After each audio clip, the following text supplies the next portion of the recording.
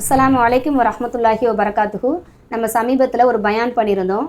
என்ன சொல்லியிருந்தோன்னா, மீலாது நபி புதிதாக உருவாக்கப்பட்ட ஒரு விஷயம் இஸ்லாத்தில், இது கிடையாது அப்படின்னு சொல்லியிருந்தோம். இதுக்கு குரான்லேயும் ஹதீஸ்லேயும் எந்த ஆதாரம் இல்லைன்னு சொல்லியிருந்தோம். இதுக்கு நிறைய கமெண்ட்ஸ் வந்துருந்துச்சு. அந்த கமெண்ட்ஸில் கேட்ட கேள்வி என்னென்னா, அப்போ நீங்கள் இப்படி சோஷியல் மீடியாவில் பயான் பண்ணுறீங்களே, அப்போ இதுக்கு மட்டும் குரான் ஹதீஸில் ஆதாரம் இருக்கா அப்படின்ற மாதிரி கேட்டிருந்தீங்க.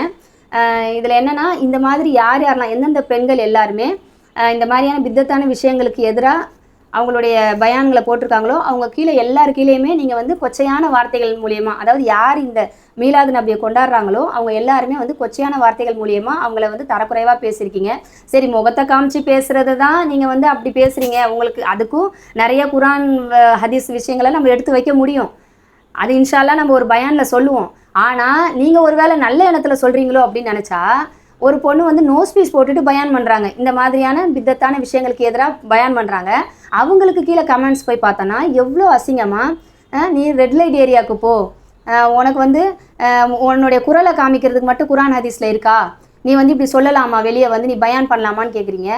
அப்போ நீங்கள் என்ன மென்டாலிட்டியில் இருக்கிறீங்க?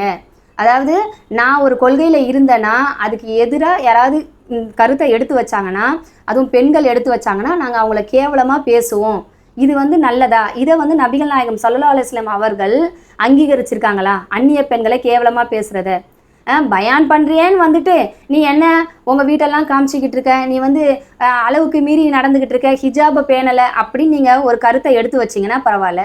ஹிஜாபோட கண்ணியமான முறையில் பேசிக்கிட்டு இருக்க பெண்களை குறை சொல்கிறதுக்கு நீங்கள் யார்? சரிங்களா? இது எவ்வளவு பெரிய தரைக்குறைவான ஒரு செயல் அப்படிங்கிறத நீங்கள் கொஞ்சம் நினச்சி பார்க்கணும்.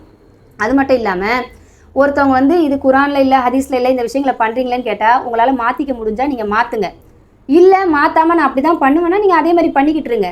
சரிங்களா? இந்த மார்க்கத்தில் எந்த நிர்பந்தமும் கிடையாது. அதை சொல்கிறவங்க சொல்லிக்கிட்டு இருக்கட்டும்.